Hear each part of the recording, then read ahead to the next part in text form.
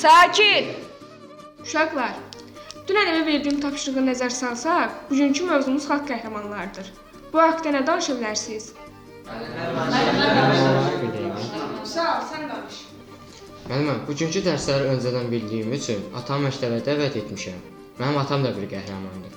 Mənim atam düşmənin 3 tankın, 2 silah anbarını partladıbdır. Özü gəlsin, ətraflı məlumat verəcək. Nə gözəl, sinifimizdə qəhrəman övladı da var imiş ki. Gözləyək. Salam. Salam müəllimə, necəsiz? Salam, salam. Müəllimə, mən Vüsal Valideyiniyəm. Axşamdan mənə dedi ki, gələrsən ata, sinifdə işimiz var. Nədir bala, nə? Deyə görün dərsi. Müəlliməyə demişəm ki, atam müharibə qəhrəmandır. Düşmənin 3 tankın, 2 silah anbarını partladıbdır. Bəli, bəli, çox düz danışır uşaq. Amma səhvləri var, onu da mən düzəldim sizin üçün. 3 tank deyil bala. 5 tank, 8 silahım vardı. Sənin səhvin var. Müəllimə, biz bilməsi, çox qanun günlər yaşadıq biz. Hələ nələrdən danışacağım, siz dəhşətə gələcəksiniz. Dayan. Sən neçə yaşın var ki, 45? Mənim 42. Dur bana, dur. Götür uşaqda. Yox, ay müəllimə, bir dəqiqə. Çıxın çölə. Çıx bala, çıx.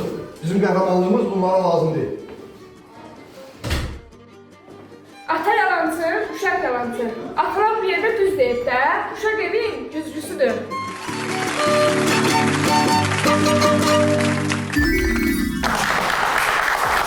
O da beyləqanlılardır, bax alqışlayınlar. Bəyənməyənlər alqışlasın.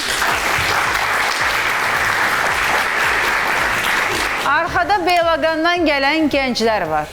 Nəsə eləməyə çalışıblar. Mövzuya uyğun. Yəni bu da, yenə deyirəm, bunların öz yanaşmasıdır. Hamısı bir-birinə oxşamayacaq ki. Videosu çəkmişsiniz.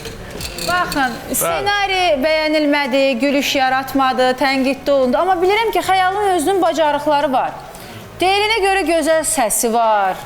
Yaxşı ifa eləyə bilir, gözəl rəqs edir. Sonra nə bacarırsınız? Bəlkə biraz oxuyasınız, unudaq o sujeti. İnşallah gələn... Onda xəyal oxumadınız, gələn Davam dəfəyə edəydi qaldı. onda. Yaxşı eləyirsiniz, mən istədim biraz